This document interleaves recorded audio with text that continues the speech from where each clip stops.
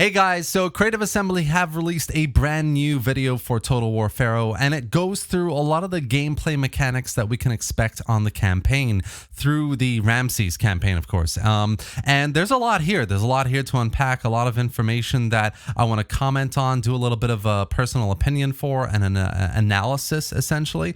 And that's what we're going to do in today's video. So let's get started. So we start off with this cinematic trailer. Kind of intro, which is quite cool. I like it.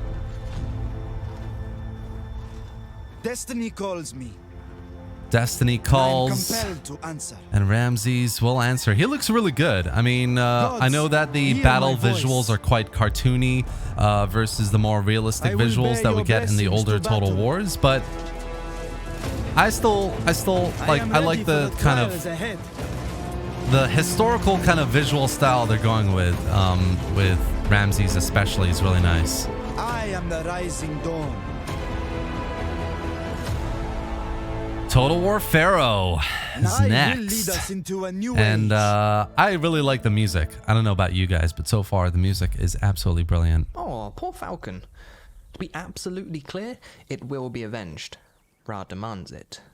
Before we begin, I should say we're showcasing an alpha version of the game. So this is something that's really weird. I mean, it's in alpha, but like it's 4 months away from release. So I kind of like thinking in the back of my mind, are you going to have enough time to properly QA all the bugs and crash issues that you might release with? That's my only worry at the moment Excited to in show this it video off. so far. Anyway, our hero, Ramesses, begins his journey to greatness in North Sinai, near the settlement of Nekel. It's a great looking game from the campaign, in my opinion. I like the campaign overlay as well. I really like this artistic kind of colorful style to the overlay versus previous Total Wars that have been quite bland and white. So big plus for me. Lie well beyond his station. But who doesn't love an underdog? And underdog describes us well. Our stores are looking serviceable. I love an underdog. Be self-sufficient. So we have this resource system back from Troy again, which fair enough. It did work quite well, I think, in Troy. First, vengeance. And we have this initial battle that CA keeps insisting on including in their games that I don't particularly like, but whatever. Gives us a bit of a first initial view of what the battles are like a little bit in Pharaoh here. I mean, we've had a dedicated video, but it's nice to see it here a little bit more as well in terms of the context to Ramses' campaign. Or a humiliating failure. It's got this, again, I'll say it again, it's got this cartoonish arcadey kind of style versus the older historicals that are a bit more realistic looking that I don't like. The other thing is they've insisted that the battles here are slowed down, but melee units are already dying and we're less than like 4 minutes in, so I'm not a big fan at the moment. I don't think the battles are as realistic and slow as CA are making them out to be. The arrow vector again. Arrows are coming out of units rather than the bows, which it's again same old issues in battles. Battle AI doesn't look all that intelligent either, which again, same old issue. It's over in less than 5 minutes. Very fast battles. Coward. To be fair though, these initial battles are usually quite fast. Let's get some royal decrees brewing. Okay, what have we got here then? So this is our technology tree, which again, it's taking a page out of Troy, but hopefully it's not all about resources, which was essentially the Troy thing. We've got unit XP, we've got happiness, nice kind of starter tax. And the trading outpost. Okay, cool. So we have a building. This is quite cool. I really like the Empire style technology tree, which lets you unlock later proper like progression through a historical technology, you know, in your faction. The fact that you can unlock buildings in this version is quite cool. I think it's kind of harkening back a little bit to earlier Total Wars where you get new buildings, new units, new weapons, you know, all that jazz. We can't really go wrong by prioritizing these 4 to begin with. There is a lot of resource-orientated tech here, though. As we go. which We've started our sure to be to me it's a little bit bland. Into the field of reeds with 2 out of 4 of the settlements found in North Campaign Sinai. map looks absolutely stunning. To complete the set, I really like. Let's explore. In stark contrast to the battles where things look a little bit more cartoony and artistic, things here look a bit more realistic. I mean, the trees, the farmland, the beautiful, stunning water, the kind of moving, cloudy fog of war. It's really, really nicely done. Building impressive things. I like the city models as well. That's quite nice. We got to stop here, though, because we've got this workforce mechanic. So in a lot of Total War mods that you can play in historical Total Wars, there's a population mechanic. They've basically taken that a little bit and dumbed it down. Instead of having like 100,000, tens of thousands of people to manage and produce and recruit from, you've got a workforce, and that grows. It's got a limit, and having more of it means less happiness if they're idle, but more recruitment slots. It contributes to your settlement growth, obviously, as all Total Wars do, and it helps you construct buildings, which sorry friends, time to get to work. Is interesting. In the lands of Egypt and beyond, the workforce is a currency to always keep in mind. So every settlement has this as a currency. It's basically putting a name to the growth mechanic. We'll construct a winery for the boons to happiness, resource production, and workforce growth. We've got these building trees, which again are very reminiscent of Troy, very limited. It's around 1200 BCE, and at this point in history, trade up and down the Mediterranean coast was bustling, if not mysteriously slowing down. That's a nice little tidbit to see, peoples. I like that. Our immediate neighbors are willing to part with their hard-earned goods. So diplomacy seems a lot like Troy, which I'm not a fan of. I think diplomacy in Troy was just very bland. It's all about resource trading. It's all about, you're not really going to do a lot of allying, defensive pacting, any of that crap. You're basically just trading resources as and when you need them until you start producing everything, which generally happens within the first 50 turns. So that basically negates diplomacy for me completely. So not very impressive that they're using the same kind of system, in my opinion, unless the campaign AI is improved diplomatically. I don't see this as a positive. It's not much, but we can spare to part with some wood in exchange. And it's so tedious. I mean, look at this. He's gonna start 55. No, so let's we can squeeze him for. Squeeze him exactly. It's just it's incredibly it's incredibly tedious. There we go. Nice. Minor trades, all well and good, but if we want to expand, we'll need to become self-sufficient. Who's hoarding the goods? Timna has bronze, but I don't want to open us up to a war. So we're going into campaign expansion now. Looking at the various regions that you can attack. First, then look at expanding west. Battles are, you know, we'll look at a bit more of the battles later on. I mean, the animations are well and good that they're talking about, but there doesn't seem to be a lot of them versus Shogun 2, for example, which had 8 different running animations. It's just, yeah, for a full historical, in some regards, in some aspects, it does feel very much like a saga, as a lot of people have been speculating. This is part of a new empire. But there are some nice things to see here. The tech tree, etc. North Sinai liberated, and our little Fevri friend well and truly avenged. With Zakot and Azeti under our very So this is 1205. This is 4 turns in, and he's already captured, what, like 4 or 5 settlements, according to the narrator, which we've acquired a new building, seems quite a lot. Grounds. We've got 2, which translates to a very nice. He's also still got 8 units, which I don't get. Surely you should be recruiting a bit more units now. You're going to be coming up against AI armies of like 10, 12, 16, so... the flood season yeah. sees great yield in our fisheries and further movement at sea. Perret, the growth season. So this is cool, little seasonal system going in here. This is a year-based turn system. So you've got 6 seasons, 6 different turns per year. Each of the seasons have a big effect into your campaign recruitment, food production, etc. Very kind of contextual to the region, to the settlements that you own, etc., which is really nice. I quite like this kind of seasonal system returning into Total War, borrowing from those older historicals that we love. The ebb and flow of nature can decide the fate of Egypt as potently as any man, and should always be respected. So he just mentioned the royal court there, but we haven't seen much of the royal court just yet in this gameplay showcase. I don't know if we're going to be able to see them either. Sukot's borders are fairly safe, and I mean, So that's kind of a political aspect that I'm looking forward to getting a deeper look into. Persuasion, so we'll look at building our fences just a little bit higher and install a nifty keep out sign. That should do the trick. A nifty Neither keep out Ashkelon sign. nor Bathsheba are particularly fond of Ramesses' expansive efforts, so I'm tempted to rush our upgrade along just in case. Rush an upgrade. Oof. Okay, so this is interesting. You can spend gold to construct a building instantly, which I'm personally not a fan of. I think that this is something that can be exploitable quite a lot, especially mid-game when you start doing a lot of gold production, gold bartering for resources that you've got a lot of. It can lead to a lot of steamrolling if you can suddenly construct almost every building that you can build and you don't have to wait for. So this is a system, a mechanic I'm not hugely a fan of. It can be definitely exploitable. Either way, we don't yet have a steady income of gold, so spending what we can't replenish is just asking for attrition. Let's leave it for now and keep a close eye on the Canaanites in the meanwhile. Our more falcon-eyed viewers may have noticed that we've not been recruiting any additional soldiers just yet. It's unorthodox, but we've been managing to get away with it because of Ramesses himself. It's unorthodox because the campaign AI doesn't seem to be recruiting enough, which is strange in my opinion. Him the perfect run-and-gun hero. We've got these Ramses effects, which don't look too special at the moment.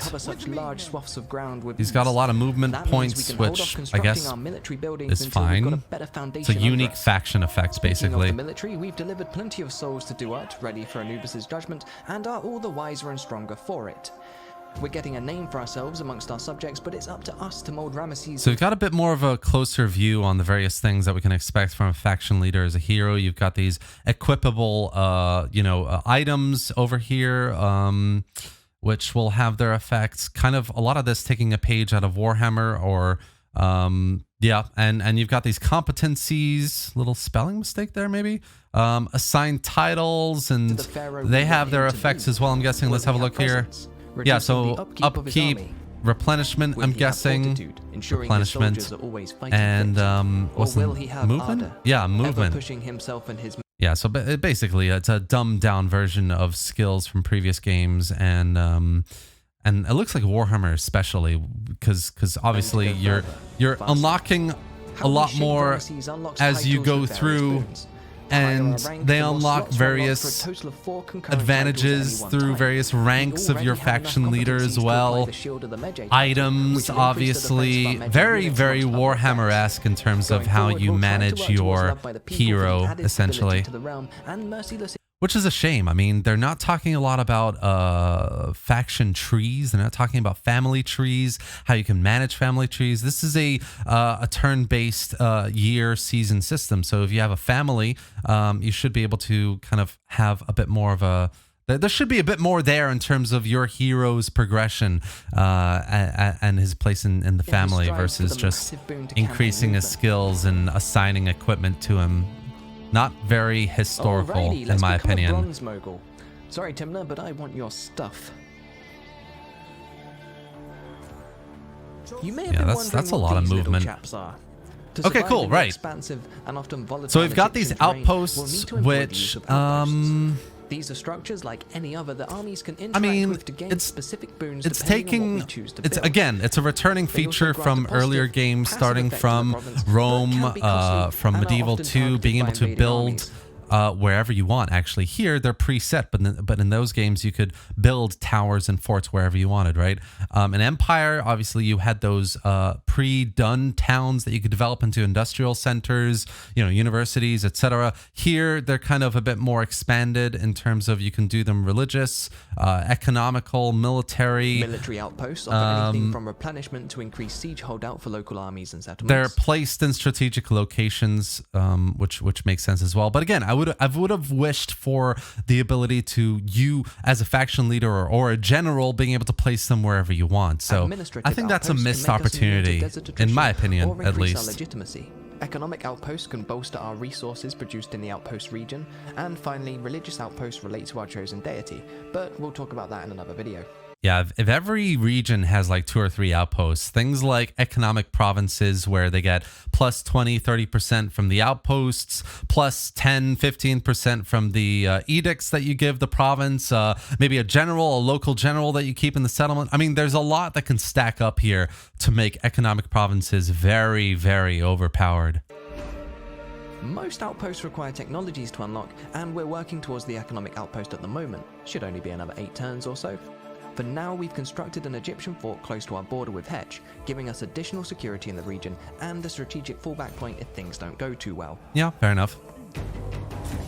So before, in older historical games, you could build like extra garrison buildings. So I think they're just spreading it out a little bit more, using buildings that we could have built before into other locations on the map to make it a bit more strategic and engaging, I guess.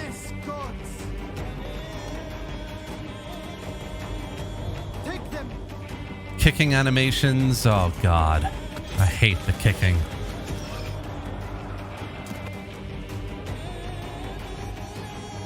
This is part of a new empire.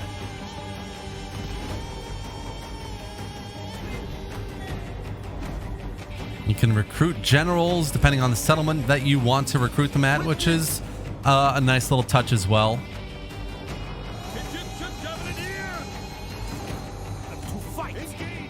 Yeah, I don't know about you guys, but the battle AI doesn't look impressive so far. You can raise settlements again. Great. Hold on, let's pause there for a second.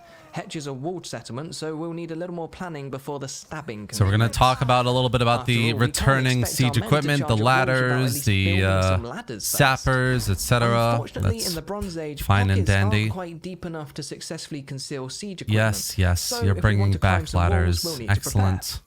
Let's start our siege. It is a positive, definitely. Don't get me wrong. It's just, it's a returning feature, right? It's not anything innovative, really. Then you agree with me. Yes, resource trading, great little exciting feature, he says in a non-exciting tone of voice.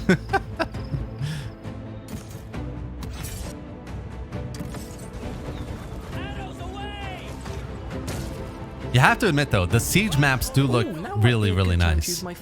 They're really, really big cities, and you can burn them, which is again a nice touch, a nice feature being brought back from previous Total War games, Attila, etc. Yeah, these maps look absolutely huge. Sandstorm, weather effects as well in battles, which again are quite interesting, quite cool. Just making the battles a bit more statty and arcadey though, in my opinion. Just a nice visual effect, really, at the end of the day. Our empire is growing nicely, and we're producing our own wood, food, stone, and bronze. Gold is still a bit of an issue, but now we've got other resources coming in, we can embark on some more ambitious trading. For Pharaohs, I look forward to He's going to bargain for gold now. Dipping our toes into Wall Street's all well and good, but it's still dipping our better toes to be into Wall Street. self-sufficient. In this playthrough. Hello, friends. Thanks to our He's done a royal lot of decree, expansion, Camp and he trading hasn't come up posts. against big We've got one armies in North yet, Sinai which and another in Sinai, for me giving is a us bit healthy strange. boost to our resource productivity. I mean, But unless the no leaders campaign ever AI learned about is having just too strong not an economy, well developed so we'll enough head yet. towards Stone Shapers next. It's in We've alpha. already dipped our toes into recruitment, but it's probably time to expand our army. I just think it's a few bit more strange. Archers are always helpful, and the Habaru militia are nice all-rounders. Plus, they have Vanguard deployment, which opens us up to some fun tactical shenanigans. That's the technical term, FYI. We've been a little heavy-handed in Sinai, and our new subjects aren't overjoyed. To avoid a rebellion, So yeah, we've got these edicts that are back, but there's a difference here though. Some of them actually have negative effects, which a lot of previous Total Wars don't do, which I think is quite nice. You're obviously going to get a positive effect from doing edicts, but it's got to be at the cost of something, which is a nice little feature there. In the fog of war can't hurt you if you can't see it. Whatever's lurking in the fog of war. Nice little Sea Peoples reference again. I really do hope we see them in a future video soon. Bad, but they're Canaanites, so there's no reason to salvage the relationship. And the Canaanites, the Hittites. It's going to be interesting to see those factions and see how they work. They're principal faction leaders. Thor's protecting its treasures greedily. We'll need to break our invasion down into bite-sized chunks. So it's nice to see chunky garrisons again as well. Previous, especially Troy, you could usually get into garrisons early game that are very, very light, easy to take on. But especially with that military outpost, it's very nice to see some chunky garrisons to fight off. Just noticed he had a little desert attrition there as well, which is interesting. Nice little cinematic view of the battle here in the night. Night battles are going to be very cool. But again, why is the AI being really dumb in battles, man? Like, there's a huge gap in the middle there, and they're going for the periphery strong units, which is strange. We'll begin building our siege engines. Ah, okay. They'd rather face us in the field. Fine, let's do it. We're evenly matched, but I've hidden my Habaru units around their flanks. Yeah, look at this. I mean, we've got a single infantry unit there in the middle with backed up by Javs behind it. We've got 3 infantry units in front of them. They're decent medium, I think, infantry units as well, including the general. And they're going for the periphery fights and not the middle, where they can basically take out the middle and then flank around the player. But that's not happening, which is just really, really strange for a battle AI. Unfortunately, it's meant the bulk of our army's a bit overwhelmed. Matched combat animations. I have mixed feelings about these. I mean, we get a closer view of them in the battle gameplay showcase, but there are only a few of them really, and they're not like older historicals. There's a very limited number of animations, including just one single running animation, again, which is a shame in my opinion. They could have done a lot more in matched combat, especially.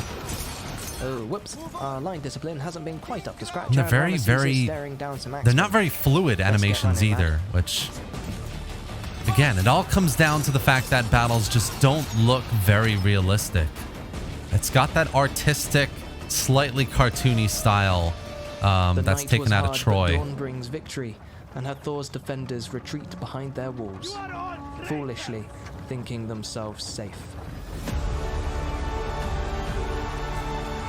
And we don't have battle banners. We don't have a lot of things. I mean, okay, I think this is the end of the video we're coming to here. Overall, I mean, I'm not going to comment on the battles, really. On the campaign side of things, there are some really nice things. I mean, there's the tech tree, which looks a little bit better in terms of being able to unlock units and buildings, etc. We've got a political system that we haven't got to see just yet, but we've got these outposts that make a return. We've got we've got a family tree that we haven't gotten a closer look at either. There's some nice kind of context to the position that Ramses starts in and where it can expand into. The resource system makes a return in a bit more of an expanded way with the workforce population mechanic, which again I like as well. In the chaos, Ramesses could achieve. And you've got this, which is the kind of like ascending to the role of becoming a pharaoh for Ramses, which is gonna bring a bit more of a kind of victory condition style early campaign for Ramses and other faction leaders as well. Not sure how I feel about going after the Hittite throne, though. I think that's a bit strange for me. Campaign map looks absolutely beautiful. Settlement models, I'm a fan of. We've yet to see the Sea Peoples, but they're going to be super cool to get into as well. So yeah, I mean, there's a lot to look forward to here. There's a lot that we haven't seen yet. I'm really, really wanting to see some more of the Sea Peoples, the other cultures, and how they're going to play as well. There's a lot of features that are returning. You know, the siege equipment, those outposts I'm really a big fan of, even though you can't kind of be very flexible in terms of where you can put them. The fact that they're making things a little bit more strategic, region to region, is really quite cool. It's part of my legend. So yeah, Victory is my destiny. I think that's the end of the video here. Egypt deserves a new dynasty. Overall, yeah. Overall, I'm quite looking forward to what I see here. I think the campaign has some definite positives in terms of features that are returning, some historical elements that are quite encouraging. The campaign visuals look really good. The The tech tree, I'm definitely a big fan of in terms of other bits that you can progress through. Hopefully we see a lot more of it in terms of units that you can upgrade into higher tier units, or you know, equipment that you can unlock, buildings, a lot more buildings that you can unlock as well. There should be a lot more here to really flesh out the historical kind of technological progression that Egypt needs to go through to fight off the Sea Peoples. So there's a lot of encouraging stuff there as well. Yeah, I like what I see, guys. So that's essentially it. I wanted to just go through the video, have a quick look at all the different features that you can run through, and the mechanics that we're going to expect to see in the game as it comes out. If you enjoyed, that's going to be it for today, guys. If you enjoyed the video, do give it a like, drop any thoughts or questions in the comment section below. But also, especially, I would love to hear what you think about this video that CA has released, what we see from the campaign so far, the seasons, the outpost mechanics, the population, etc. There's a lot of really good stuff here, so I'd love to hear what you think, and drop all of that in the comment section below, or join my Discord. Let me know personally in chat as well on Discord what you think, and we can have a conversation there as well. And that's it. So subscribe to the channel for more videos just like this about Total War Pharaoh and other Total War games and mods, especially playthroughs. I do all this every week. I'd love to see you join more of my videos and my live streams especially. So tune in for more Total War videos and live streams. Thank you all really for being here and watching this, and I will see you next time.